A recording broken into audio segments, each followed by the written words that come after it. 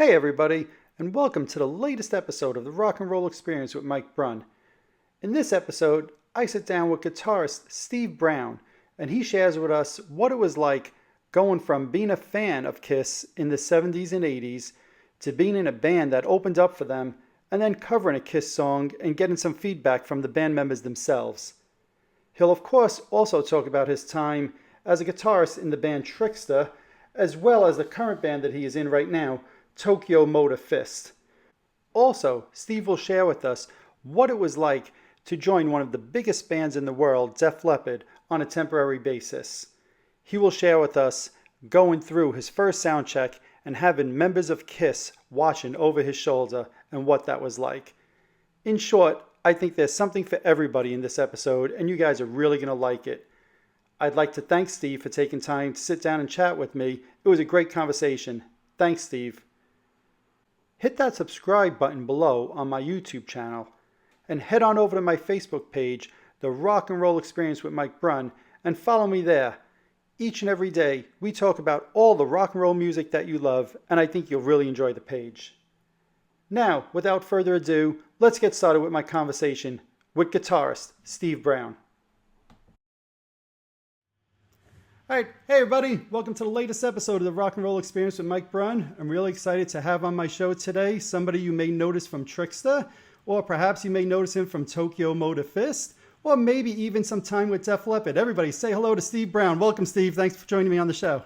How you doing, Mike? Great to be here, and hello to everybody out there in the worldwide intraweb. Yes, absolutely. So, I think you're still located in New Jersey, so everything's okay on your. Obviously, we're all going through a difficult time in the world. Everything's okay on your side, Steve? Yeah. Thank God, man. My family and friends, everybody's really doing okay, and we're getting by day by day, and I'm just trying to stay positive, and I'm staying extremely busy in my studio. I got a lot of work done, and I'm doing a lot of transferring of my old tapes into Pro Tools. Awesome. I got here's for the old school Trickster fans. Here's the analog reel-to-reel tape of my first Trickster demo from 1986 right here. Very nice. Very cool. So I'm doing a lot of kind of archival stuff right now with the video. So it's all good, in this crazy kind of Twilight Zone thing that we're living in. My family and I were just trying to stay positive and stay healthy and focused. And I wish everybody out there, your family and everybody in the world, that everything works out. And I think we're in the next couple of weeks, I think we're going to have a big turnaround. So I think so too. So thank you, Steve. I appreciate it. So, you just mentioned Trickster, so maybe we'll start there. I go back to, that was the late 80s for me. To me, you guys at that time, I remember even as a teenager myself that time, you guys seemed very young. And when did you start playing guitar, and how old were you in your first band, and how did Trickster start? Okay, well, yeah, I mean, it goes back to 1978. Wow. I was 8 years old, and long story short, I discovered Kiss. And, as we all know, Kiss was the band that changed a lot of our lives. So 1978 was a huge year for me musically, because it was I got turned on to Kiss Rock and Roll Over. Nice. And then a couple months later, yeah, that's it. That was the first record. And then a couple months later, I got turned on to by one of my neighbors, Van Halen 1. So getting back to Rock and Roll Over, I remember it like yesterday. I borrowed the record from my sister-in-law. She's my sister-in-law now, but my sister-in-law, Marianne, her brother, I was over their house. They lived on the other side of town, and I was there with my older brother, Mike. And I looked in his bedroom, and I saw this album cover, and I saw the Kiss. And I was like, hey, I was a little kid, man. I was like, I pointed. I'm like, what is that? Right. And I picked it up, and I asked him. I said, Paul, what is this? He said, oh, it's Kiss. They're a cool band. Borrow it. And so I borrowed the record. I got home that day, and I remember putting it on. I had a little record player at the time. And I remember putting it on and hearing the beginning of I Want You. And I'm like, oh, cool, the acoustic guitars, And I had known I know guitars, and I knew what music was. I guess I had somewhat of an ear for it. And I was like, oh, this sounds really nice and sweet. But then all of a sudden, when those drums kicked in and the guitars and Paul's voice with I Want You, it was like out of the movies, man. My hair stood up. I was like Marty McFly. I got blown back. And it was great. Just, it was out of this world for me.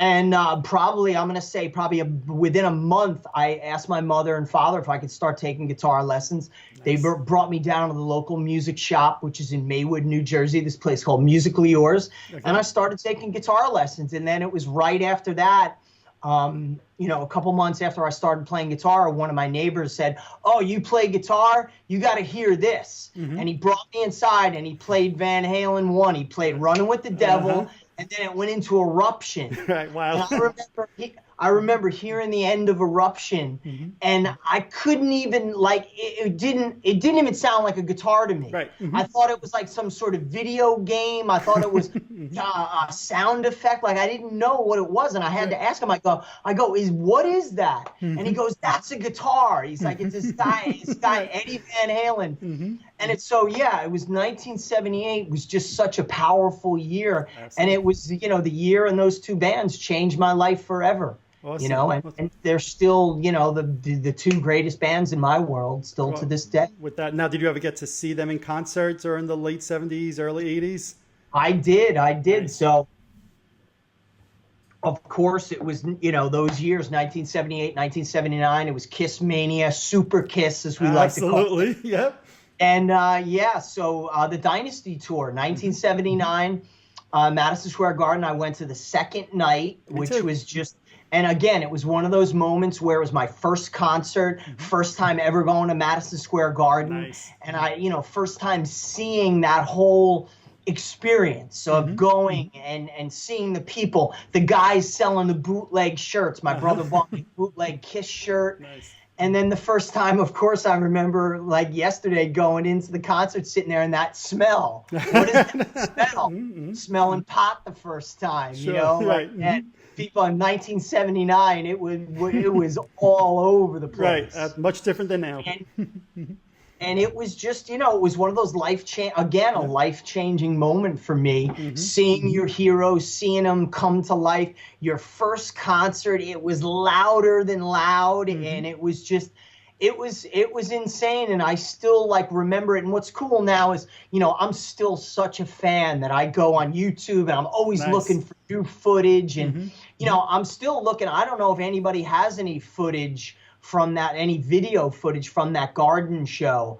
I mean, I know that in the Kiss vaults they have it somewhere, but we've never seen it. But I just saw one from the Fresno guy who restored it. I just saw that, and it was like, and there were like parts of that I go, I totally remember that. I vividly remember at the Kiss Garden show in Dynasty. I remember New York Groove and Ace coming out with that light up guitar. Yeah, absolutely. For a 9-year-old kid, I had just turned 9 years old. For a 9-year-old kid seeing that for the first time, I was just, it was just, everything was just so kind of burnt into my mind. And then I saw Kiss in 1979, and then my next concert, what do you think it was? Van Halen at Madison Square Garden on the Diver Down tour. Awesome. And that again was life-changing moment number, you know, probably number 3 or 4 between hearing their music. And then finally, you know, because hearing it is one thing, but when you go to a concert and your second concert, so impressionable. And I got to be honest with you, I went to see Kiss in Allentown a couple weeks ago, or in February. I still get that same sort of feeling. And I'm jaded. I get to go. I'm lucky. I'm the luckiest guy. I get to go backstage. I'm friends with all these guys now. Right. You know what I mean? And I've been for 30 plus years. So, but I still, when I go out and watch the show, I was sitting in the front row, you know, and I brought my buddy, and who is a childhood friend of mine. We grew up together in Paramus as Kiss fans. And I brought him. He got to meet the band, take a picture. And I turned to him and I said, "Man, you know what? This never gets old." You know, awesome. Seeing Kiss, like, I don't care, man. There's so many people who are so jaded about it. I still feel like that 9-year-old kid. So Van Halen Diver Down tour, 1982, Madison Square Garden. I think it was like October 8th. I have the ticket stub somewhere. Nice. But it was, again, that was monumental for me, because Van Halen was the band that, you know, Kiss to me was that they were the superheroes, but Van Halen was a little bit more real to me, Mm-hmm. and it was more attainable, Right. and like you could touch them, Sure. you know, like it was like, to me, Eddie was always so, you know, and I learned this later on when I got to become friends with him, how when you see the pictures of him smiling and playing and making the faces, that's really him. That was his personality. He's the nicest guy in the world, and I found that out, you know, as I said, becoming friends with him. But so Van Halen, and when I saw them live, that was like when I said to myself, and that was right before I started Trickster, but I had already been playing with friends and jamming. I saw that and I said, I want that. I'm going to do that. My band is going to be like a mini Van Halen. And, you know, so, and kind of, you know, that's kind of what I modeled Trickster after. And I, you know, not long after that, you know, the summer, I think it was the summer of 1983 is when I started Trickster. And, you know, the rest is history, so to speak. That's awesome. Now, you guys, I know, were playing clubs in the New Jersey area, maybe other areas as well, and had actually played, I think, with bands like Kix and maybe Great White, I think it was, or Skid Row. I think it was Skid Row, right? You opened up for Skid Row also. How was that? Yeah, I mean, look, man, there was no better time to start. We were part of that 80s wave, and especially we were part of the momentum of the Bon Jovi wave of, you know, from 1986, Slippery When Wet. You know, once Slippery took off, it was kind of like it started, like I said, it started the wave of, you know, this kind of New Jersey scene, that this underground rock scene that was much, much different than, let's say, the LA scene, much different than what was going on in New York. You know, we had our own little thing going on, and Trickster especially. You know, we started out playing these all ages clubs. That became a thing, you know, in New Jersey. That, Staten Island. There was a place called Billy O's in Staten Island. Absolutely. In New Jersey. The first place we used to play was this place, the China Club in Hillsdale, New Jersey. And that's where we cut our teeth. And we got to open for a lot of cool bands, and we learned a lot there. We opened for Sabotage, the original Sabotage back in the day. Nice. You know, I got to meet and hang out with, you know, the great, Chris Oliva, great guitar player, God rest his soul. And, you know, we got to open for T.T. Quick, New Jersey legends. You know, those guys became friends of ours. You know, Mark Tornillo. And there were other great bands, you know, that were so such an influence on us. There was a great band, Pharaoh, out of Jersey, who were like, they were like Kiss meets Duran meets Poison, before even Poison came out. And, you know, SS Steel was a great band who was featured, the guitar player Maz, who plays with Ted Poley and he also played with PJ and I in our band 40 Foot Ringo. So, you know, we all it was this great scene in New Jersey that spread out to Staten Island, and, you know, and we would play these clubs, and it was every Sunday night, and we would play like 2 times a month, and it became just, we had our own scene, much like LA, you know, Hollywood had their whole, you know, Sunset Strip. We had kind of the China Club, and there was another club in Newark, New Jersey called Studio One that came a couple years later. And that's where we did it. And we opened up for Zebra. We opened up for Kix and Skid Row. Those guys, I mean, we go back so long with the Skid Row guys that we played with them when they had their old singer, Matt Fallon, way before Sebastian was in the band. Nice. And we became friends with the Skid Row guys because of John Bon Jovi. And John Bon Jovi was the first supporter of Trickster back in 1986. Before Slippery When Wet took off, we gave him our first demo, that tape that I showed you, this one that's going to be transferred soon. We gave him a copy of it with our phone number, and he called us and said, you know, I think you guys got a lot of potential. I'm going to keep in touch with you guys, see what you're doing. And he introduced us to Dave and Rachel from Skid Row, and, you know, we've been friends with those guys ever since. And, you know, it was just a magical time, and we were part of that whole thing and part of the whole 80s hard rock phenomenon. And, you know, I thank God, you know, I wish we came out a year or two earlier, but, you know, and like I've said a million times, all of our dreams came true 100 times over. So, you know, we got no regrets and nothing to bitch about. Awesome. You know, I have to say to you, I thought the first Trickster album to me was one of the most underrated debut albums from the 80s of any band. You know, whether it's One in a Million, Give It To Me Good, Surrender, Only Young Ones, you know, on and on and on. To me, that whole album, I could put it on today and I'm feeling like I'm 19 again, right? So were you guys happy with that album? And you look back on it today and how do you feel about that? Yeah, I mean, look, we're gonna May 29th of this year. We're coming up to the 30th anniversary. I have to pinch myself. First, I go, man, I'm getting fucking old here. Yep. You know, wow, what an incredible ride. You know, making that record. You know, I mean, some of the cool things about it were, you know, the fact that we were so young and we signed a major label deal and. You know, we got to do, you know, again, every dream we ever had came true and then some. Mm-hmm. You know, looking back on it now and the memories and like I said on this break, I'm like transferring all my, you know, videotapes and 8mm tapes and looking at the studio sessions and pictures and you know, we were part of something that is never going to happen again, you know. Agreed. And it's, you know, not that it's better, but it's just different. I mean, you know, bands nowadays, are most of them, 99.9 of them, are never going to get that experience of going to make a record in a big classic recording studio. Right. We got to go, first off, when we got signed, our producer, Bill Ray, was out in California. So it was like, we're going out to Hollywood. We're going out to California to make our first record.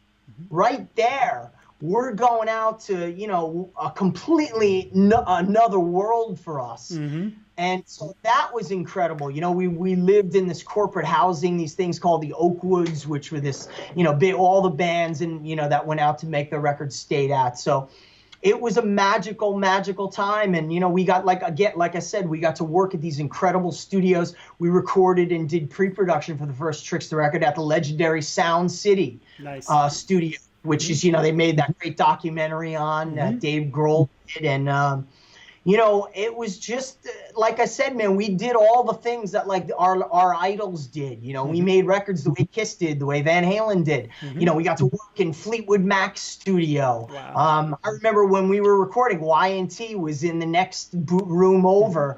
And I remember the guitar player bringing me in to watch Dave Minnick, the other guitar player, Steph Burns.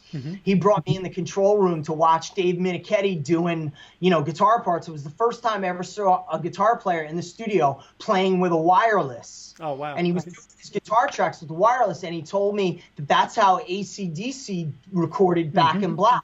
Right. Because back then, the Nady wirelesses that all the bands used, they created a special sound. And for some reason, it made Angus's and Malcolm's guitars sound better, and that's what they used on Back in Black. And I didn't know that, but it was cool. Right. You can actually read up on that for all you guitar fans out there. Awesome. But so yeah, it was just incredible, man. And then, you know, we made our record, and it was a huge learning process for us, because we never had anybody coach us on what it's like to play in time, to play with a click track, right? To, you know, all these things about making a record. You know, it was all new to us. We had done a little bit of recording, but this was, you know, Bill Ray and his brother Jim Ray, who produced the record. They certainly put us through, you know, record making boot camp 101. Right. And yeah, you know, look, man, you can't argue with the results. You know, the records, you know, sold millions all around the world, and it's near and dear to so many people's hearts. You know, we got a gold record out of it, hits, and, you know, it's kind of why I'm here talking to you right now. And so it must have been a trip to see yourself on MTV also at that time, right? Because that was the big thing. Yeah, it was. Yeah. Everything you can ever imagine, you know, getting to making videos and then, you know, of course, making videos, and then, you know, and again, looking back on it 30 years later, you know, why us? You know, there were so many bands at that time. There were a lot of bands that were way better than us, but, you know, I think the reason Trickster reacted with the kids and the fans, the rock fans in general, was because they could sense the realism in us, that we were 18-year-old kids talking about being 18. Exactly. Much like, you know, there were a lot of other bands who were, let's say, 10 years older than us, and they were older dudes writing about hanging out with young girls and, and partying, like, we were living that life when they were the ones who were, with their wives and their children sitting at home going, I wish I was 18 again. So our whole thing, Only Young Once, Bad Girl, Line of Fire, Give It to Me Good, One in a Million, those were our lives. Those are the story of our lives. On and On, the last song on the record, excellent basically song. sums it up, and what it lacked in, let's say, gloss and technical proficiency, it made up for 200 times over in heart and soul, because it was real. And I was writing songs about the life we were living. Yeah. It wasn't some fake story. Yeah, no, and you know what? As a teenager at that time, that's what I connected to as well. I was 18, 19 at that time, and I kept thinking, had I practiced playing guitar, had I learned to play drums better, that could have been me. But I spent about an hour practicing guitar, and then I went and hung out with my friends. I should have been doing that more, because look, at 18, 19 years old, you can do that if you apply effort and time into it, and clearly you guys did. Yeah, I mean, like I told you, before we started recording, that whole 10,000 hour rule. I mean, back when I was a kid, no one knew anything about that. Right. But I knew that I just loved to play guitar and I loved music. So for me, I would pretty much spend my summer vacations, I would say probably from 1983 to 1986, I would be playing guitar 6 to 8 hours a day. And it was never work to me. I loved it. Right. And I mean, we didn't have the tools like the kids do nowadays, where you could go on, you put a video on YouTube and whatever guitar solo you want to learn, it's there. I had to sit there with my record player and slow the record down to learn how to play Van Halen leads or how to play Warren DeMartini stuff, so. But it was just, it was awesome. I mean, it was just a magical time. And again, I say, with all my heart, that I'm certainly one of the luckiest guys in the world, that everything I ever set out to do musically, I got to do. That is so awesome. Now, on that first album, you guys actually toured with a couple of really big name artists, right? You toured, I think, with the Scorpions, with Warrant at the time was very big, and I think they were touring with Warrant and Firehouse. I think you guys toured with Poison for a little bit as well. So talk about what that felt like, all of a sudden going to arenas and playing arenas opening for some of these huge artists. Sure. Well, I mean, it was like this. Our record came out in May 29th of 1990, and then, it took a couple months of, getting things together, but finally in September of 1990, our record company called, and everything started lining up for us. We were going up the charts with Line of Fire, and then they released Give It to Me Good, and we shot the video. And then September of 1990, our managers go, you guys are going out on tour, and you're gonna be out for 2 weeks, they told us. Okay. And then the next thing you know, we get on a tour bus. The tour bus came to Paramus, New Jersey, to my parents' house and picked us up. Mm-hmm. And that was the beginning of, that 2 weeks turned into 13 months. Wow. Where we skyrocketed from the day we left, to go out on tour. We were out on the road kind of, doing some one-off dates, and, it wasn't really a full tour. We had a couple radio shows. Mm-hmm. And then all of a sudden, we get a call that we're going to go out and open up for Stryper for a month. Stryper was doing their Against the Law tour. Mm-hmm. So they wanted us to open, and that was the first band we ever opened for. So, cool. And the Stryper guys, Michael and the guys, were a huge, huge influence on us, and we loved them. And they welcomed us to their tour with open arms, and they're still great friends of ours to this day. Awesome. And I always tell everybody when I'm around Michael, I tell them how great he was, and the guys in the band, Oz and Robert, and how phenomenal they were to us, and they taught us a lot. And then we opened with Stryper, and then Give It to Me Good got released, and I think it was on the Stryper tour that it went to #1. Right. And that's when it was like we really saw the power of MTV, to where we went from everybody knew who we were, but then it was like when we went on stage, the place was packed, and it was almost like we were the headliner. And it was just kind of, for that couple months, for that year, we owned MTV for a while, from like October of 1990 to May of 1991. Every one of our videos were #1. I mean, Give It to Me Good was #1 for 13 weeks straight on MTV, and One in a Million. So it was just a magical time, So we went on a tour with Stryper in September of 1990. Then in mid-October, we went out with Don Dokken. Don Dokken went out. He had his own solo band, and we went out with him. And that's when things really started taking off for us. Give It To Me Good was just through the roof and climbing the charts. The record was, we were selling 10 and 20,000 copies a week. And it was, everything was going our way. And we were just like, man, here we are. Everybody's on their surfboard and we're riding that. Right.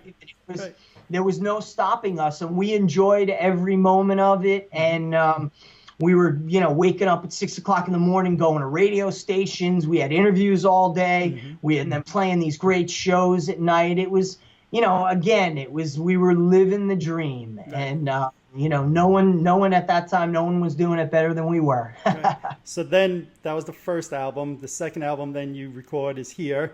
And it doesn't have quite as much success as the first album. Do you think that was because the grunge era? Do you think maybe the songs weren't as good? What do you think was the reason behind that? Yeah, I mean, well, let's keep going on the first, the first record then, 1991 rolls around, and then, so this is when we get offered our first arena tours. Right. So then our first arena tour was opening for Poison and Slaughter. And our first arena show was like February 1991, just the greatest thing in the world, because making records was cool, but all we really ever wanted to do with Trickster was to play arenas. All we wanted to do was be Van Halen, be Kiss, be Bon Jovi, be Def Leppard, be an arena band. And here we were finally getting to play arenas. And it was the most incredible feeling in the world to finally that night. It was Muskegon, Michigan, and it was a sold out show, 12,000 people. And there's a lot can go wrong when you're the opening act on an arena tour, especially on a 3-act bill, but the Poison guys and Slaughter, they treated us phenomenal. We got a great sound check, and we went out on stage, like conquering heroes, man. It was like kind of like the Rocky moment, he gets his title fight, and this was our title fight. Right. This is what we had worked for the last 6 or 7 years, to finally play arenas. And then from there, it was arenas and amphitheaters for the next couple years. And it was, again, it was the greatest times of our life. From Poison, we went out on a 6-month tour with the Scorpions, the Scorpions had a huge record in 1991 with the Crazy World Tour. And it was just the greatest thing in the world, playing. But, the Scorpions were huge at that point. We were doing multiple nights, sold out shows in California, 2 nights at the Oakland Coliseum, 2 nights at Irvine Meadows Amphitheater. John Bon Jovi came and saw us, Michael Schenker, the guys in Rat. Like, it was just nuts, man. It was like, it was one of those moments to where, looking back on it now, you kind of go, man, was that all a dream? But, thank God I still got all my brain cells, and I remember every moment of it like it was yesterday. And we lived it. We lived it, and thank God we're all here, and, especially me and PJ, to be able to tell you all the stories about it. No, to me, it's what makes it exciting is you went from a fan, 4, 5, 6 years before that, to now playing arenas with some of the biggest artists of the 80s, right? And from everything you're saying, it sounds like you never lost sight of that appreciation of that, hey, I'm a kid still who kind of made it, and I'm lucky. And you said it, this could have been any other band, but it's not. It's me. And you seem like you really enjoyed that. Well, totally. And again, like I said, Trickster was, for better or worse, we were certainly different than all the LA bands. Our image, our lifestyle, our just everything. You look at the Give It To Me Good video, that says it all. We were different, and the kids immediately reacted with that. No matter what anybody wants to say about it, other bands who said, oh man, and I've met tons of these people, guys who were on the same label as us, who their band didn't make it, or, other bands who didn't become as successful as us. And they would go, oh, you guys made it because of this, that, No, first off, we made it because we had great songs no matter what. And secondly, we were different. We were cool. We had a unique thing. It was different. We weren't, and as much as I love Warrant, those guys are like family to us. We were completely different from them, but there were 20 other bands trying to be Warrant. Right. There were 20 other bands that were trying to be Bon Jovi, 20 other bands that were trying to be Poison. We were Trickster and nothing else. Right. That was the cool thing. Though we wore our influences on our sleeves, nothing wrong with that. There's no hiding the fact that I wanted to be Eddie Van Halen. You know what I mean? We were kind of like, if you took Bon Jovi, Van Halen, Def Leppard, and put it together in whatever, that's kind of what we were, and that's what I modeled the band after. But when you put all that together, and then you put on the fact that we wore jeans and T-shirts and flannel shirts, as opposed to leather, spandex, and glitter and glove. It was a completely different and unique thing. Instead of riding Harleys with Tawny Katanes on the back, we were riding dirt bikes and quads and hanging out with our buddies at the local diner. So it's funny that you say that, because in the late 80s into the 90s, I was a huge bootleg collector. And I remember I had a bootleg video of sorts that was Trickster hanging out at the diner with a bunch of friends. And that just played into the whole, all right, they wear jeans on stage. Like you said, they're my age. And look at this, they're just hanging out in a diner, with friends. This could be me. Exactly. And I think, look, that's what it all came down to. And so whatever. But, look, man, we had an incredible run. And then, 1991 was just, we became very, very, we loved that life, playing arenas and touring the country. Some people, they just don't have the legs for it. We were a band that we love the lifestyle. We would wake up every day in our tour bus at the arena. We lived in the arenas, man. We didn't get hotels on show days. We would stay at the arena and go right in, eat breakfast, lunch, and dinner. We hung out with all the crew guys. We were better friends with the Scorpions crew guys than we were with them on the tour, because we spent so much time with them, and that was one of the other cool things. But it was just incredible. What can I tell you, man? There's no greater feeling when you're out on tour playing to 20,000 people a night, and you're an opening act. That you're just not an opening act. You're a band that is not, and we didn't buy on to any of these tours, which is a big thing for a lot. We were asked to be on these tours because we meant something. And on that Scorpions tour, especially, and on the Warrant and Firehouse tour, we sold a lot of tickets, and we sold a lot of T-shirts. We were a real entity. And it was, again, I thank God that we came out and caught the tail end of the whole 80s hard rock phenomenon. We were blessed. Yep. So a year later, 92, you have your second album out, and you get the phone call, right? So go back to 77, 78. You got that first album, Rock and Roll Over, and you get a phone call. You're going back out on tour, and it's opening for Kiss. You're smiling already, right? So, again, it was I remember it like yesterday. So we were recording the second album. We were doing the second album here, and we were in our own bubble, certainly. We'd come off 13 months of touring at the end of 1991. Right at the beginning of 1992, I went out to California with my lawyer and my manager at the time, and we negotiated $1 million renegotiation with MCA Records to do our second record. It was the most incredible thing in the world, because it was very unique, because I was like the business guy in the band. I took care of, kind of a lot of the stuff. And so my manager was like, you're coming, you're going to sit in, and you're going to tell them why they should give you a lot of money to make this record, and blah, blah, blah. And, it was a good negotiating point. But, the coolest thing about it was I went out there to go do that. And then the next day, after I negotiated with our manager, and we negotiated this great deal for us, the next day I got to go to Eddie Van Halen's house and go to 5150. Wow. And I hung out there for a day and got to play all Ed's guitars. And, awesome. That was at the point where, that was right when I had become friends with him a year earlier. So, again, it was one of those crazy weekends. I remember coming home from that, and my mother and father, I had dinner with them, and I was still living at home at the time. They go, "Oh, how was your trip?" And I kind of just thought to myself, I don't even know how to answer this. My band just got $1 million, and I got to go to Eddie Van Halen's house and play every one of his guitars, and And not only did I go to the studio, which was cool, 5150, but I got to go into his house, Right. his real house. And like, I took a whiz in his bathroom, I'll never forget it. I went in his bathroom, and there was the chair, Valerie Bertinelli's chair from One Day at a Time that had her name on it with a star on it.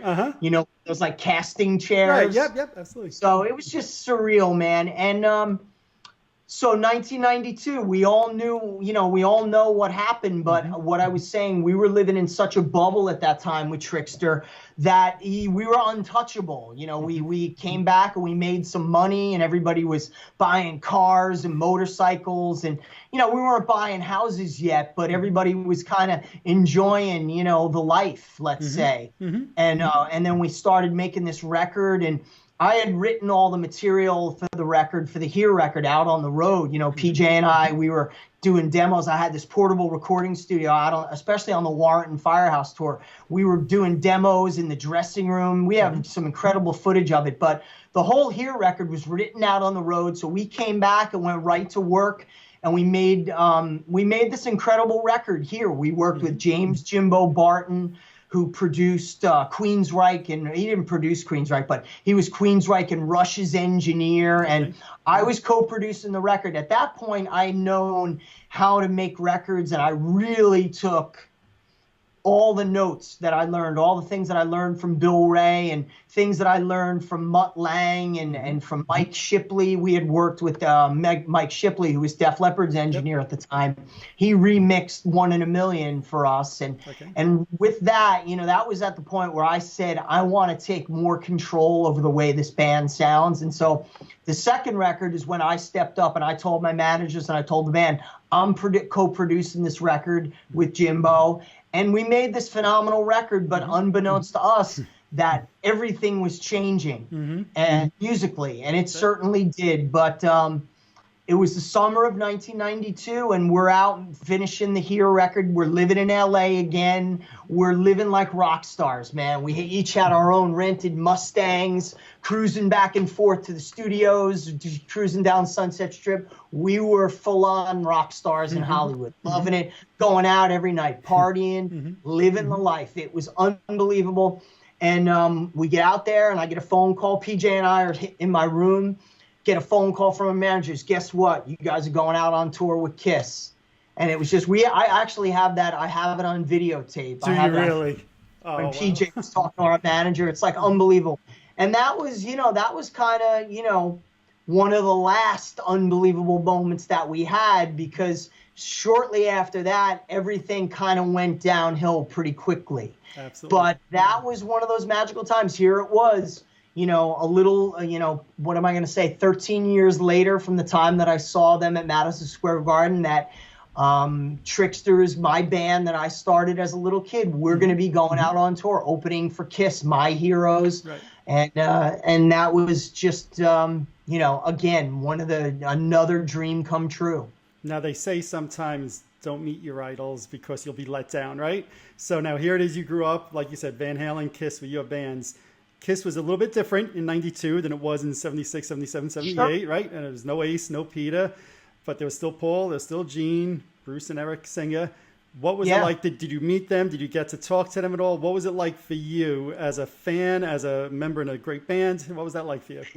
It was, look, so we had met Gene and Paul and I think Bruce years earlier. I met Gene. We met Gene the first time when we were doing the first Trickster record. We went to the MTV Music Awards in 1989. The last when Steve Clark's last performance with Def Leppard. I was already good friends with the Def Leppard guys and with Phil. So we went to the Music Awards. That was the famous one where Motley Crue and Guns N' Roses almost got into the fight backstage. Yep. So it was cool, and they had this awesome after party.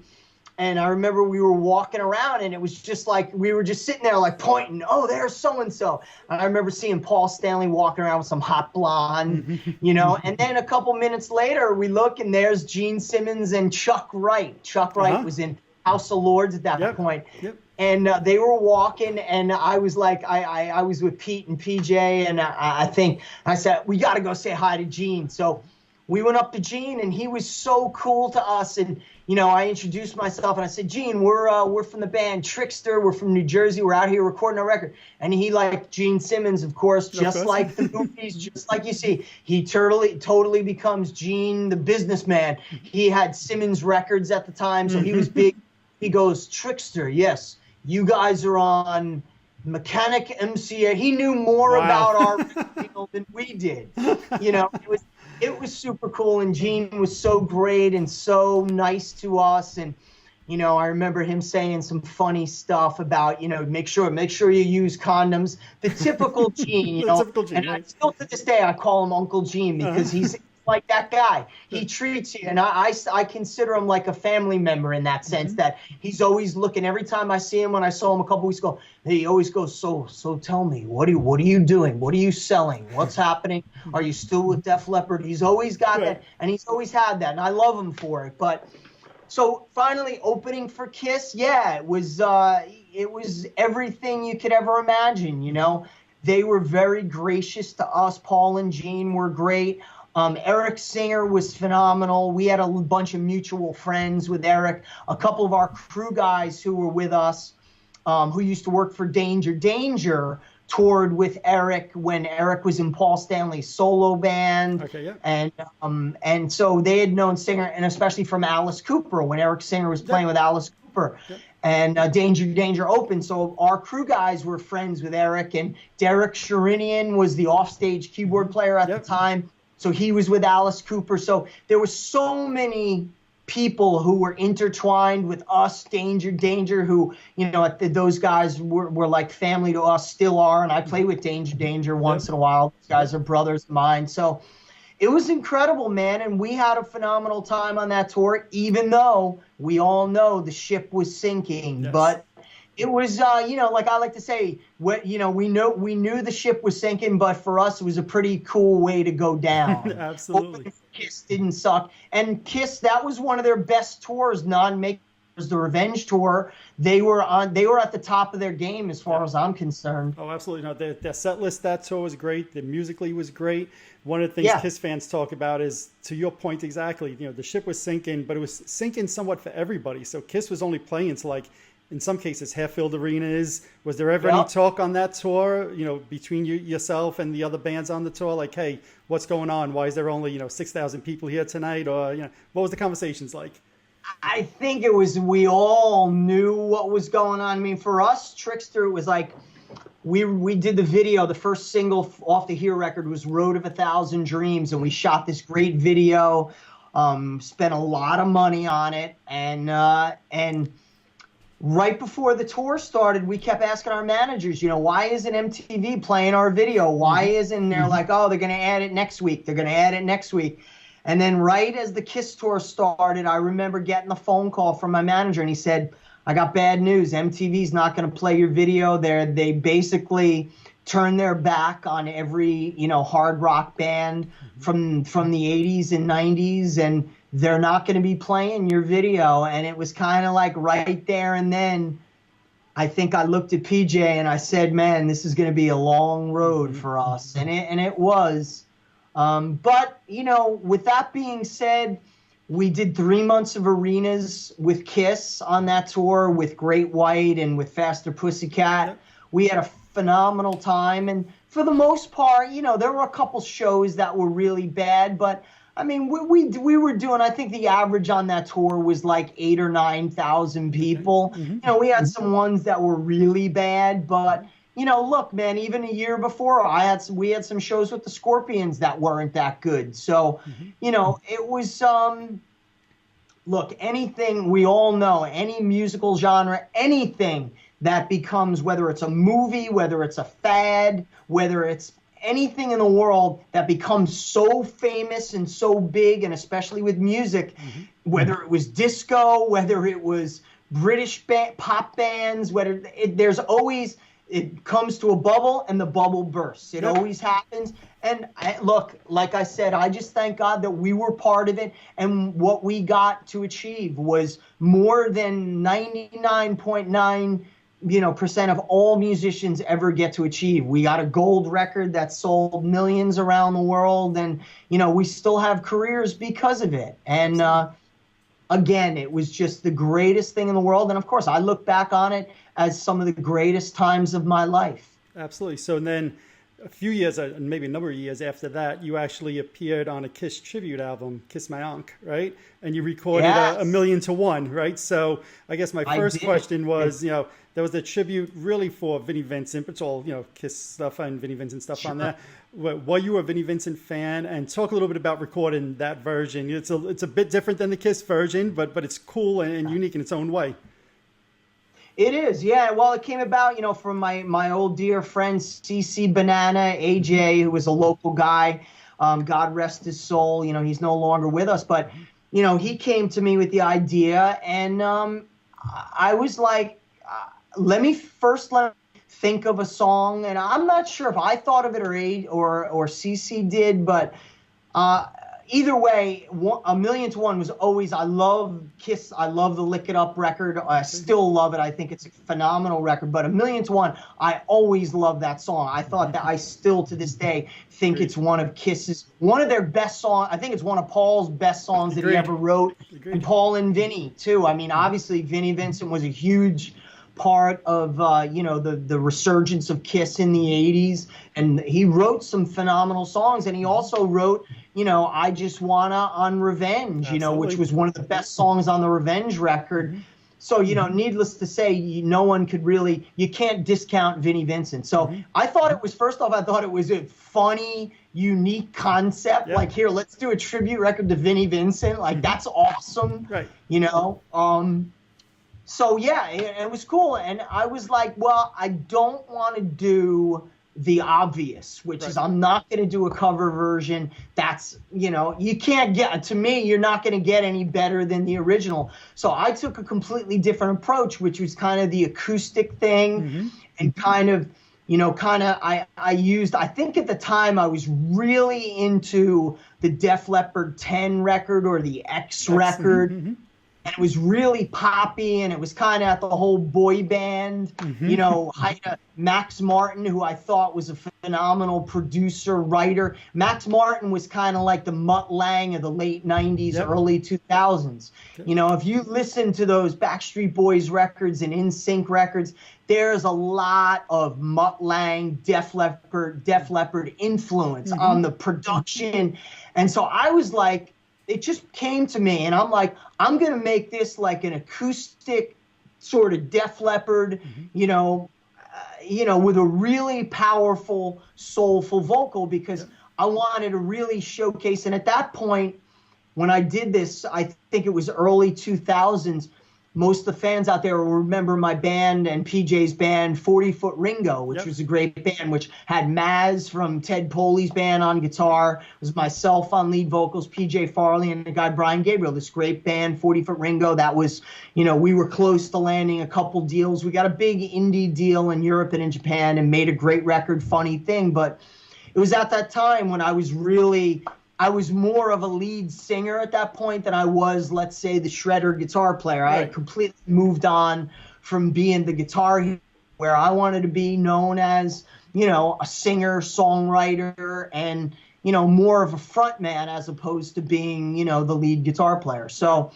that was it. And I did a really fun, unique version of A Million to One that, fans love it. Eddie Trunk said it's his, favorite Kiss remake ever that somebody's ever done. I don't know the exact words. I don't want to get in trouble, and I certainly don't want to.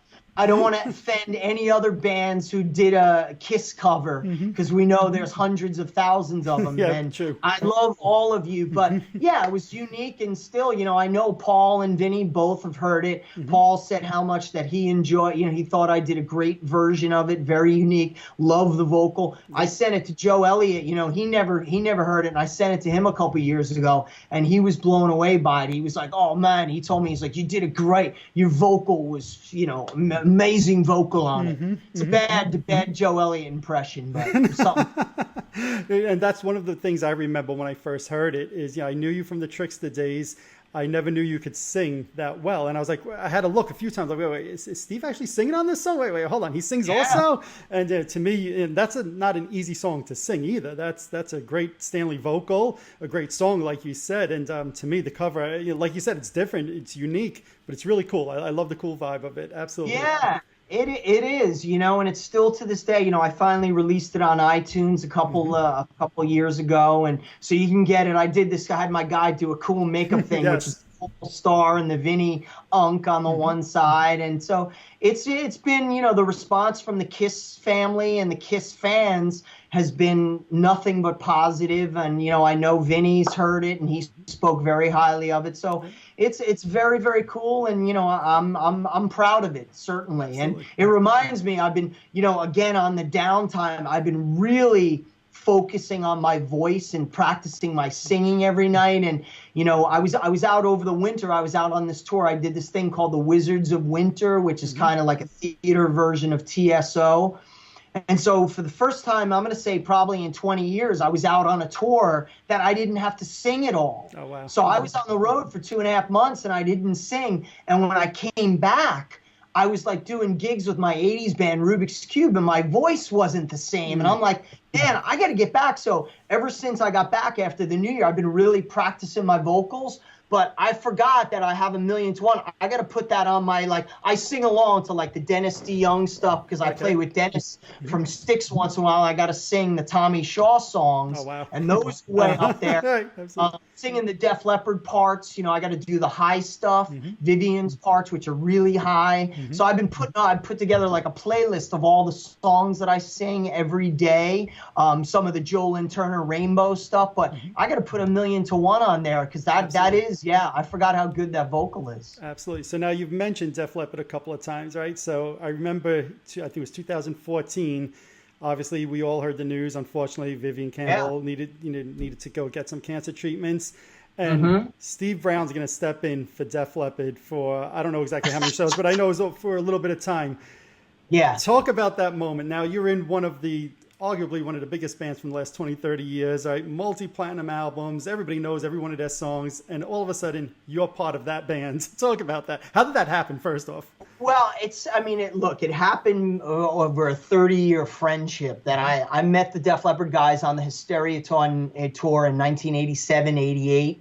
And then fast forward to 1989, Peter Mensch, who was their manager at the time, Q Prime, he still manages Metallica and the Chili Peppers and Muse, Peter Mensch and Cliff Bernstein, legends in rock and roll, probably, arguably two of the greatest rock and roll managers ever. They were the guys who helped Trickster out. So Peter Mensch especially, their first order of business was to introduce us to the Def Leppard guys because we had modeled ourselves. I certainly modeled Trickster sort of after Def Leppard because, Def Leppard was such a huge influence. I remember discovering them on in 1980 when I read, I think in Rock Scene magazine or Hit Parader that, Rick Allen was 16 years old when he, when he was out on tour opening up for AC/DC. And I remember reading that and going, well, if he can do that, I'm going to be 13 or I'm going to be 12. So it was Def Leppard was certainly a huge influence. So 1989 on the Hysteria tour, they were the biggest band in the world. And we got to go backstage and Phil Collin and I just hit it off, and became good friends talking about guitar and, gear and Phil invited me, to his place, living in New York City at the time. He invited me to his house and to his apartment and playing guitar with him. And it was a friendship that still endures to this day. Phil is like a brother to me. And so when Vivian got diagnosed with cancer this was 2013, Phil immediately went to the band. He knew that I was the guy. He said, because Phil has always been supportive of all my bands post Trickster. There was a band Throwing Rocks, there was a band Soaked, and then there was 40-Foot Ringo, which Joe and Phil loved the 40-Foot Ringo record, and they tried to get us to be the opening act on I forget what tour it was, and I think it was the X 2002 that they wanted us to open, but it just didn't work out financially for us. We couldn't put it together, but so Phil was like, I got the guy, Steve, you know, and told Joe, and oh, great, you know, he sings, he plays guitar. And that was the most important part. Was the reason I got the gig was not so much the guitar playing, it was because of the vocals. And because I have that raspy, you know, to be able to sing, you know, pour some sugar on me. You got to have that. And the one thing about Def Leppard, none of their vocals are on tape. They don't have a sampler. They never did. They never had an offstage keyboard player, you know, like a lot of bands did. They never had any of that. So they take their vocals extremely serious. So that was it. And it was also, you know, the 20 plus years of friendship and being backstage with them all the time. They knew who I was. You know, I'm a family guy. I'm married with kids. They are all married with kids. They don't want some young dude who's going to be coming back with Playboy Playmates over his neck, guzzling a bottle of Jack Daniels. You know, being in a band, you know, musically, the music kind of comes secondary when you're out on tour. It's the personality and being able to be in the dressing room. And the one cool thing about Def Leppard, and still to this day, those 5 guys still share the same dressing room. Oh, nice. And that says a lot about them as people. And certainly, you know, they brought me in with open arms and treated me just like a member of the band, you know, and I was fortunate enough to, you know, my first rehearsals were with them were in 2014 on the Kiss and Def Leppard tour. So how cool is that? I get to go. And that was cool because, you know, I got to go out on tour with Kiss, and, you know, Gene and Paul, that's when they found out that, hey, one of their opening act guys, Steve from Trickster, is going to be the fill-in guy with Def Leppard. And they were very cool. And I don't know if you heard this story, but one of my first sound checks with Def Leppard was at the Saratoga Performing Arts Center, the SPAC up in Saratoga, New York. And so sound check, we always do Hysteria. So this was, I think it was my first or second sound check with them. And I put on the in-ears and, you know, put on the guitar, and, you know, we launch into the first couple notes of Hysteria, and, like, you know, I'm going to just stand up, I'm playing my guitar, you know, doing the thing. I got the in-ear monitors in, it sounds awesome. You know, I'm like, this is cool. I look over my right shoulder, and who do I see? But I see Paul Stanley and Eric Singer watching me do sound check. And I'm like, if this isn't crazy enough that here I am playing with Def Leppard on stage, I have one of my childhood heroes and a friend, Paul, I consider a friend, and one of my childhood heroes watching me do sound check with Def Leppard. And, you know, I got a picture of that. My buddy snapped a picture, and if you zoom in on it, you can see, I'll send it to you. Yeah, you can see Paul, and he's standing there like this, and I'll never forget it. He had this grin on his face, like almost like a proud, again, Gene and Paul, like a proud uncle seeing a family. He had that, you know, he had his lips, and I could tell he was, like, you know, seal of like approval. nodding his head, like going, he didn't do this to me, but, you know, he, you know, Paul was always very complimentary to me. I mean, getting back to the Kiss tour, the first day I met him on that tour, he came right up to me and he shook my hand and he goes, I hear you're a great guitar player. And I was like, holy shit. That's, you know, I was like, you know, all right, that's all I need to hear from Paul the whole tour. That's great. So it was extremely cool. And then, you know, the following, you know, so I did 2 weeks out on the Kiss Def Leppard tour, and that was great because, you know, I got to hang out with those, you know, with Gene and every night and go and break balls because, you know, Gene is a frustrated comedian, so that was so much fun. He would come in the Def Leppard dressing room dressed up. I remember one day he had these like Nerf blowguns. They were like, they would shoot like arrows, and he was like obsessed with the thing, and he was shooting everybody with this thing. You know, it was just typical hijinks of being out on tour. And again, it's like, you know, at that point, I think Gene, I remember him going to me, Steve, I'm 65 years old, and I still get to dress up as, you know, the Demon and tour the world. You know, you know, he still is so appreciative of it, and still to this day he is, even now at 70. So had a blast on that. And then the fall of 2014 is when I did my first official shows with Def Leppard. My first show with them was Wembley Stadium. Small little place. Kickoff. Yeah, you know, it was like typical typical Def Leppard. Let's throw Steve to the lions, if you will. Well, they did it to Steve Allen, right? His first, not Steve Allen. They did to Rick Allen, his first show back, right? No, Vivian's first show. Oh yeah. Right, Rick Allen, when he lost his arm, his first show back, I think, was at Wembley, and Vivian also, a big show, so you fit right in with them. Oh yeah, Rick's first show back with Leopard went after the accident. He did Castle Donington. Oh right, Castle Donington. Yep. Festival. Yes, you're right. That was his first show. But yeah, and then Vivian's first official show with Leopard was the Freddie Mercury tribute concert. Right. So Wembley's kind of a strange, has some strange Def Leppard history because they're, post Steve Clark, they're two guitar players after Steve. Their first shows, their first public performances with the band were at Wembley Stadium. So, and that was kind of surreal for me because I'd never even been to London before. Oh, wow. So here it was, my first time ever going to London, and my first gig ever in London was at the iconic Wembley Stadium in front of 90,000 people, and it was unbelievable to say the least. So, how many months were you with Def Leppard during that tenure in 2014? Well, we did the September of the end of September was Wembley, and then the end of October into November, I did 4 more shows, 4 more West Coast shows. And then that was it. And, I started them in 2013, so I'm always, and still to this day, I'm always on call with them. And as history's shown, so I was just going to say. I played, I did the first 4 shows of the 2015 tour.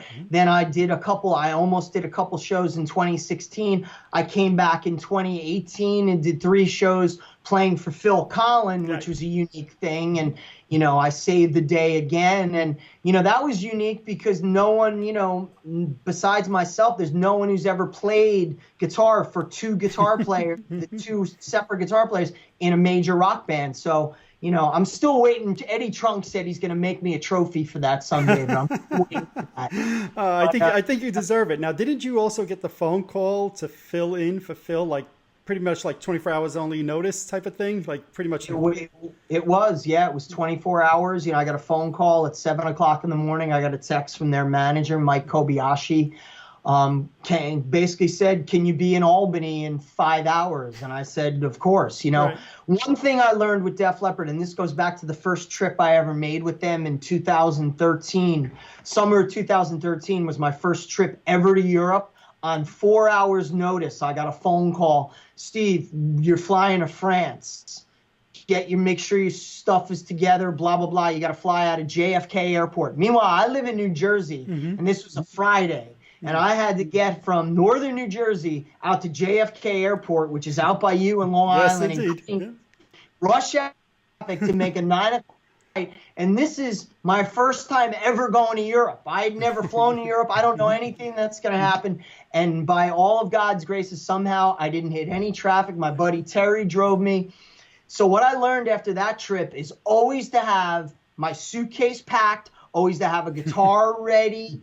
So, I'm in my studio now. Next over is my laundry room. I have all my stage clothes on a hanger. So if I ever have to pack a suitcase, and I was packed on the road within 45 minutes that day that I got a call. So I always know that anything could always happen. And this goes with anybody else. And I get calls all the time from bands that I won't mention, that I haven't done shows with, that I've gotten emergency phone calls. Dude, we need you tomorrow. Can you be here? Blah, blah, blah. Yeah, I can be here. I did it with Dennis DeYoung from Trixter a couple times, that his guitar players had some issues and I had to fill in. So that's certainly I think I'm on that phone call list now, that if you need a guitar player who can learn 14 songs in a day, sing, look cool on stage, be a part, look like you're a part of the band and not like a fill-in. Right. I did it with Danger. I did it with Dennis Young, with Def Leppard. And again, there are numerous other bands, big bands, who shall remain nameless because I don't want to get anybody in trouble. But that's kind of like my calling card now, and I'm glad to do it. But I certainly learned to always have your suitcase packed. Well, and you know what? Just not even the suitcase pack, but to me, I remember when I heard that story. It's like, yes, all right, you had been playing with Def Leppard 4 years prior, but like you said before, you were covering for a different guitar player. And I have a few guitars hanging on the wall, but I don't play guitar. They're just there for show. Okay, so, but in my mind was, you probably had to learn or be prepared with all different guitar parts for Def Leppard to fill in for Phil. It's not like you were going back to the same band, but not the same role, not the same gig that you had 4 years prior, and you were ready, 24 hours notice. Yeah, certainly. And I've said this before, it is always a great thing when one of your favorite bands in the world is the band that you're filling in for. So the Def Leppard material is kind of like part of my flesh and blood at this point, especially for the fact that, I had been in kind of waiting in the bullpen for the last 5 years, whether it was playing for Vivian or the amount of time that I put in learning the material. They sent me a hard drive that I still use to with all the stuff live to where I could put it in Pro Tools and I single out everybody's parts. So I know everybody's parts. I know all the bass parts. I know all of Joe's vocals. I know all the Sav's vocals, Phil's. I know that stuff. I think Joe said it before. Steve knows the songs better than we do. Right. I remember when I went to first couple sound checks, I was saying to Joe, I'm like, hey man, can I do that high harmony at the end of Hysteria that, you guys don't do? And he goes, go ahead, man. And, he said in a couple interviews, Steve knows all the mutt parts. I do I would do vocal parts that they still don't do that were the parts that Mutt added that for some reason they just never did. So, it's just one of those things. So it was very easy for me. It was just a different mindset. And luckily, I play in this great 80s band, this 80s show called Rubik's Cube. Yep. And we play a lot of the other Def Leppard stuff. We play Rock of Ages. We play Photograph. We play Pour Some Sugar on Me. So I knew all those iconic Phil Collins guitar solos already. Okay. So only a couple things that I learned. And, again, it's one of those things that at this point, I know how to prepare no matter what band it is. My brain is very good at breaking down and hearing, okay, those are the vocal parts I have to learn, and those are the guitar parts I have to learn. And I'm very good at going, I don't have to pay attention to anything else except those. And being a studio engineer and producer, having my own studio, I'm able to put the material into, let's say, Pro Tools, and I can either if I get all the tracks separated, that's great. But sometimes all I get is a live show. But I'm able to figure out where I can turn one speaker off or use an EQ to filter out all the stuff. And I do a lot of tricks to where I'm able to really maximize my time and learn. And then at the end of the day, you just kind of go like this and go, God help me. Right. And there, with Leppard in 2014 when I did those shows, again, it was one of those things. It wasn't a small show. It was my first show with them with filling in for Phil was on the Journey Def Leppard tour, Allentown Stadium, not Allentown, Hershey Park Stadium in front of 27,000 people. Jesus, right. So if ever Vivian or Phil decided to retire and Joe picks up the phone and says, hey, Steve, you want to join permanently? What do you say?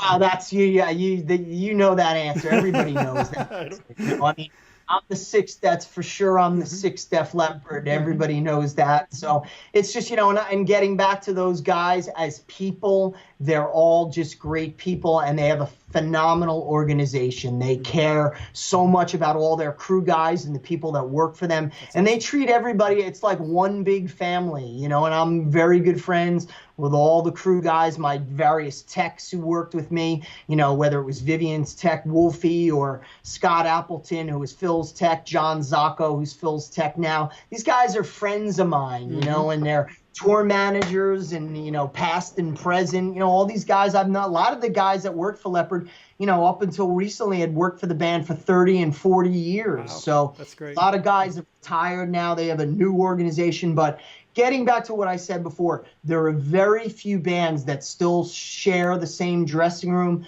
Def Leppard is one of them, and that goes to show you what they think of each other as people. They actually still get along. And trust me when I tell you, I know a lot of big bands out there that do not get along at all. And they're certain Leppard is one of those bands. That is so awesome to hear. So in between Def Leppard and currently, right, you played a little bit with Danger. I think you mentioned that before. Yeah. You've also started a newer band, Tokyo Motor Fist. Just talk a little, and that I think incorporates a little bit of the Danger element in it as well. Talk a little bit about that. Yes, sir. Well, the Danger guys, I mean, they go back, I kind of grew up with Ted Poley here in northern New Jersey. Ted's from, I grew up in Paramus and Ted grew up in Ramsey, New Jersey. And he was, a friend of ours back in the day, when we were coming up with Trickster. Ted was in a band. He was the drummer in a band called Prophet. Which was a great New Jersey band who went on to, Eddie Trunk, I think, signed them to Megaforce Records in the late 80s. Great band, great guitar player, Kenny Dubman. And at the time, I was a huge Prophet fan, so I knew Ted from Prophet because they had a great singer in that band, this guy Dean Fasano, who was in Richie Sambora's band before Bon Jovi, Message, who... we were friends with Dean in the mid-'80s, and Dean actually co-wrote some of the first Trickster songs. He co-wrote Line of Fire with me, Always a Victim, and Dean worked on the second Trickster record. He was kind of like the co-producer. He helped Pete with his vocals and brought incredible vocal, and God rest his soul, Dean is no longer with us. But that's how I got to become friends with Ted Poley. In the early 80s when Ted was the drummer of Prophet. I love the first Prophet record. And we would always go over by Ted's apartment. He lived in Hackensack at the time. And he would like, hey, man, I got to play this new band I just joined, Danger.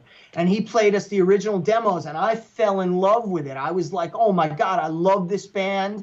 And then a couple years later, when Trickster got signed, we became friends with the Danger guys. And I especially became really tight with Bruno Ravel and Steve West because they were the songwriters. And Bruno was very much like he was the engineer, producer type, behind the scenes, very much into the, making the record. And him and I just hit it off. And still to this day, Bruno lives in the next town over from me. And we're like, he's one of my best friends, I consider him.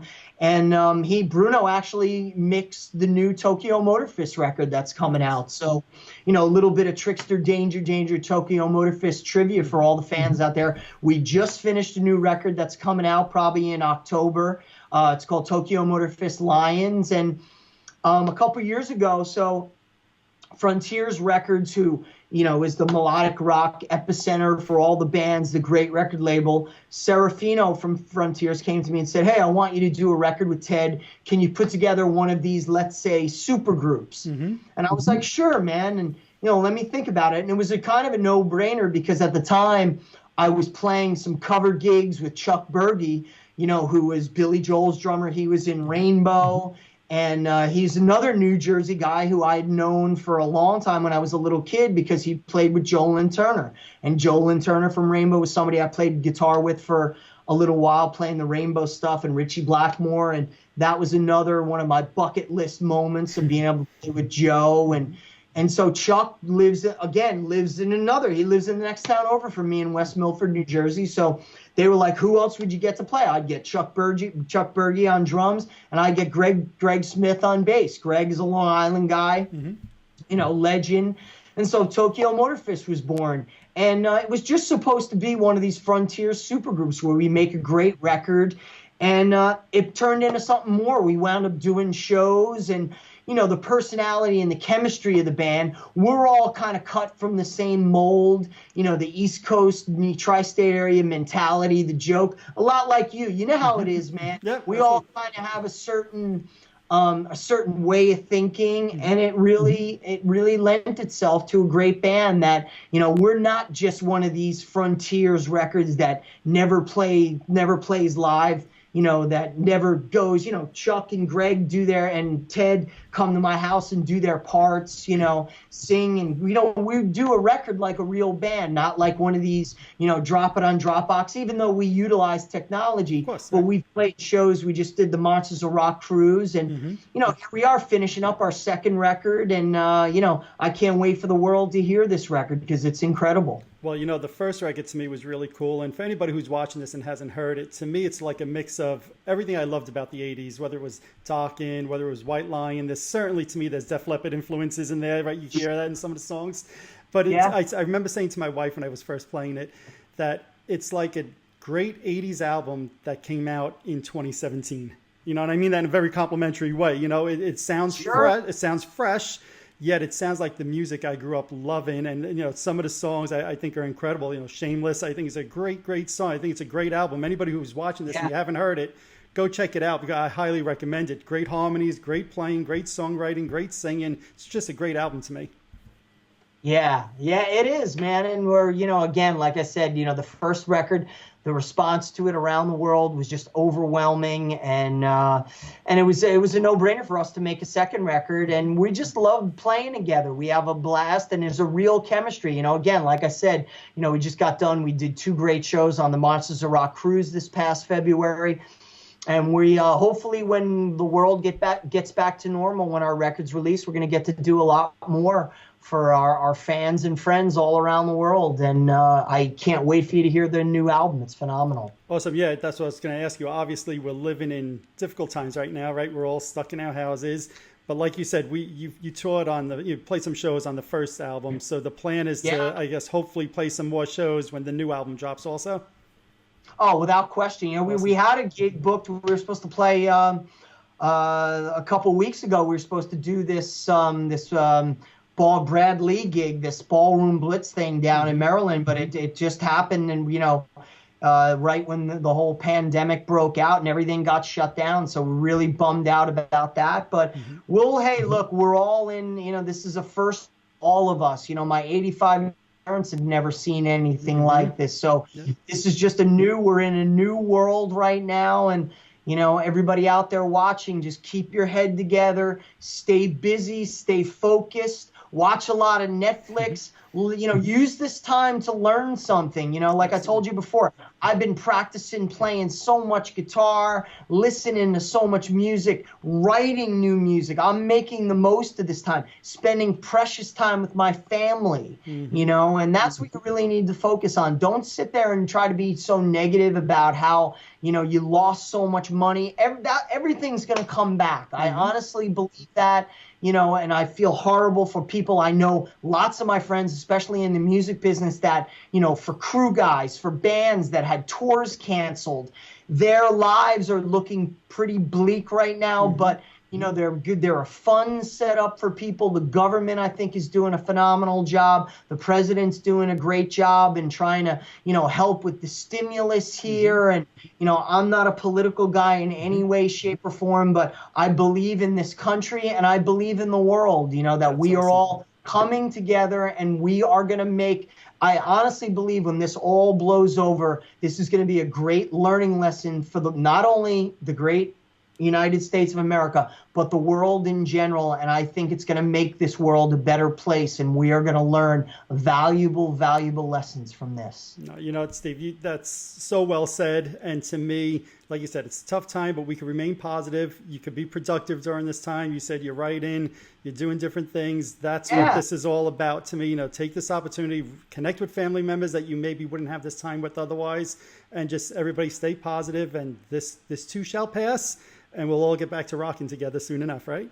Exactly. And, again, like I said, there's plenty, every day I make it a point. I go on YouTube and I'm looking, I said before, man, I'm one of these guys. I love finding the old footage, and, I have a huge Van Halen collection of, and Van Halen is one of those bands. There's not a lot of material, not like Kiss. Right. There's not a lot of cool, especially high quality footage of them. So anytime and every day I'm looking for stuff. And somebody posted, I think Trunk posted this awesome footage of Aerosmith from the Rockin' a Hard Place that I saw yesterday, and I live for that stuff. Sure. And I watched that footage of the Fresno Kiss Dynasty footage. Awesome. It's like, man, I live for that stuff. Absolutely. So it's like, for everybody out there, look for that cool stuff, because there's so many things that you can. I find stuff of myself. I find Trickster stuff, and I find somebody posted some shit of me playing at the NAMM show, and I'm like, I don't even remember doing that. I'm like, That's awesome. I'm so happy that somebody posted it, but it's so just awesome. a really, really cool time. And, hey, man, we all know March is going to be, everybody's going to remember March of 2020, the month of the Tiger King. Isn't that true? Isn't that true? And, yes. Oh absolutely. my God. And so, yeah, I'm already like on I'm like addicted to those Netflix documentaries. So I watch them. I've been watching them since they came out. Evil Genius was the first cool one that I watched. Tiger King, I just watched that. I just watched the cool one, How to Solve a Drug Scandal, or How to Fix a Drug Scandal. Okay. Awesome. Nice. PJ's watching The Pharmacist right now. So I'm in a group text with Eric Martin, Chris Jericho, Joey Casada, and PJ. We are the Gig Pigs. Hey, Gig Pigs, you're watching this. They're not watching this, but they're going to hear about it. So we have this text, so we tell each other all the cool stuff that we're watching. And, awesome. So yeah, man, I think everybody out there, you just got to really make the most of this time, and this will pass, and just keep your heads together and stay productive. Absolutely. So one last question for you, if you don't mind. As a Kiss fan, it's been in my eyesight the whole time, so I have to ask. Behind the pool table, you have some type of poster, it looks like, hanging up. I see the Kiss logo. Is that like a banner or something from when you toured with them in '92? Do you? Well, I have this. Let me see. Nice. That's awesome. This was one of the tour posters, and that is awesome. Very few of these. I have a lot of cool Kiss stuff. Yeah, I was looking straight across the other side of the room, and you don't have to go over there. That's okay. But the other side of the pool table looks like it's a white poster. It looks like a Kiss logo. It just kept getting my eye as you were talking. I'm like, I wonder if that's from when you guys toured together. Yeah. No, I mean, I have tons of, like I told you, dude, I'll film a little short video on my phone that you could put a link to it from this interview, and I'll show you. I got the Kiss pinball machine. I got some really cool memorabilia and stuff, and I'm a huge, I got a couple friends who do some great work for me, but I got an Ace guitar from back in the day. Nice. I had an Iceman. Sadly, I had to sell it, but I had an Iceman that Paul signed for me on the Revenge tour. So yeah, I'll make a cool little video for you, just to show all the fans, see my studio and some of the Kiss cool things that I have. That's awesome. And I'll send to you, I know you were saying before, unless you've seen it, Madison Square Garden 79, there's no footage. Have you ever seen the news clip that's out there? And I think there's like 2 or 3 minutes of King of the Nighttime World from the second night of the Garden. Have you seen that before?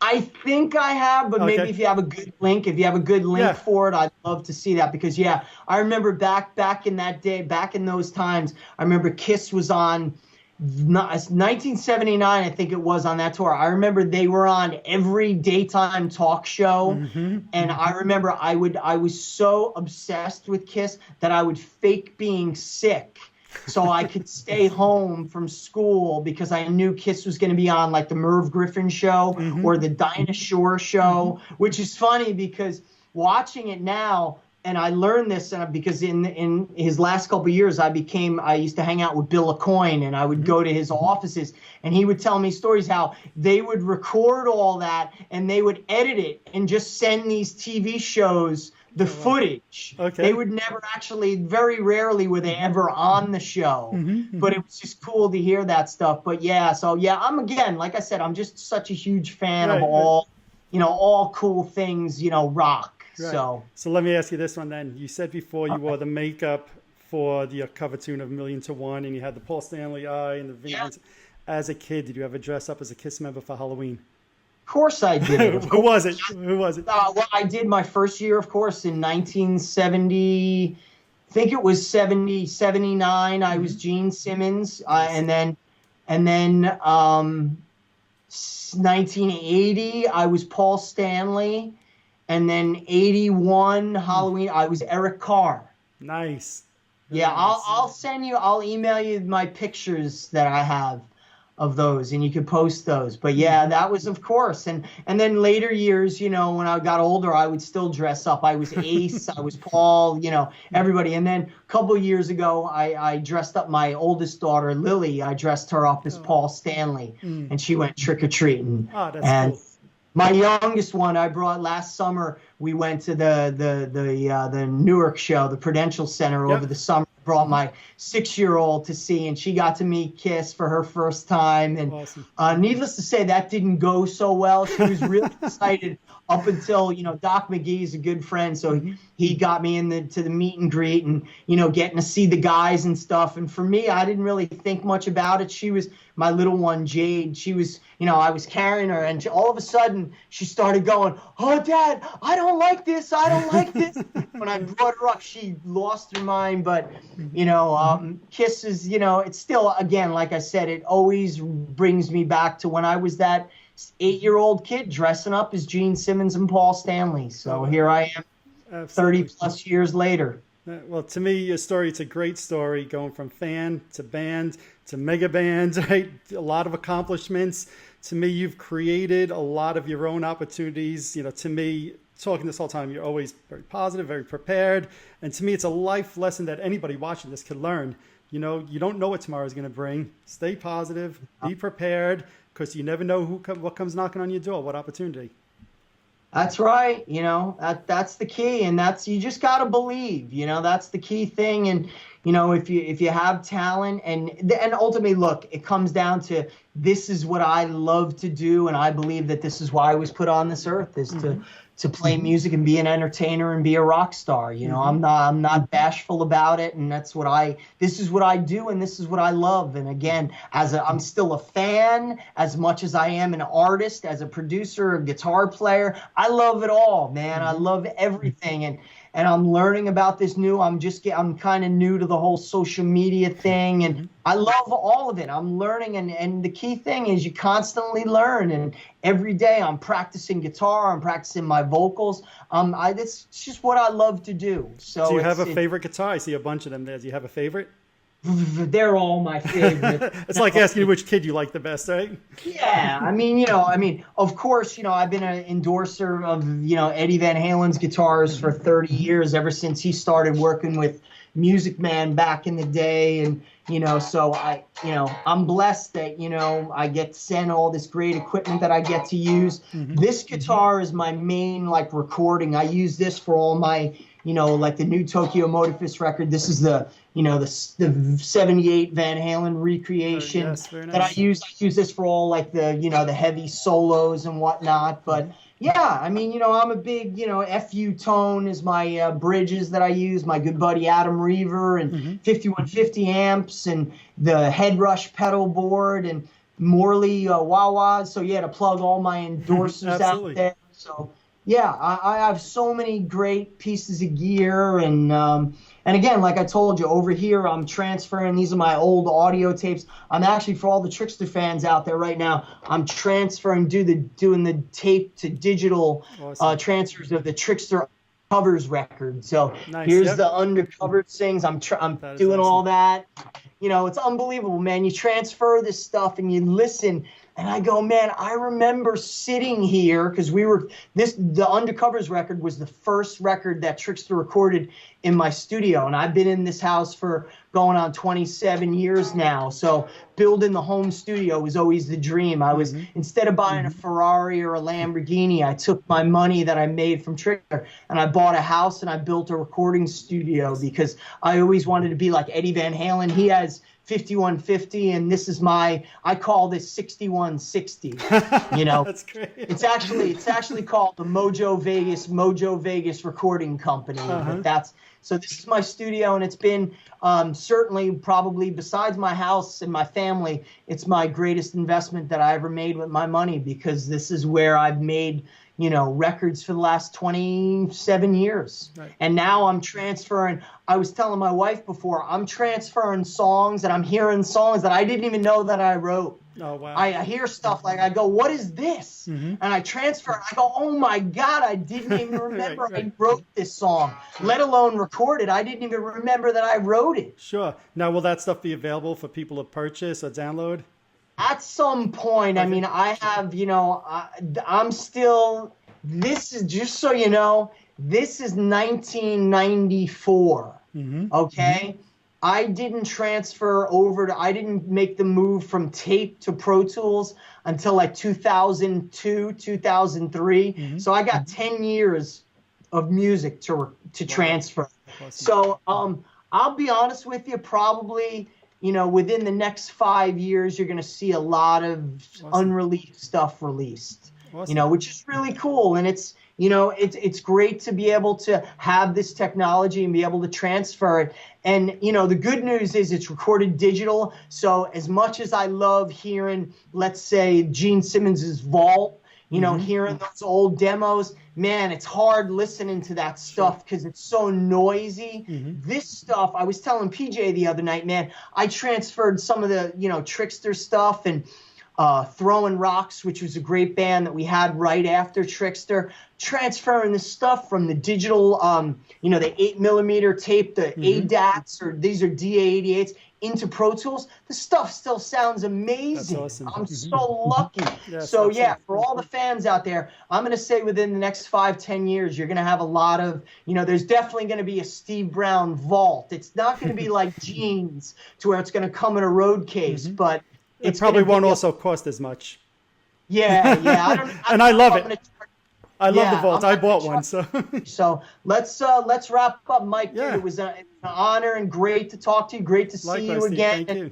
Can't wait to see you in person. Yes, likewise. I look forward to it, Steve. That would be great. I can't wait for us all to be able to get out the house. And definitely I look forward to seeing you in person. Thanks for everything, Steve. This is a great conversation. Till next time.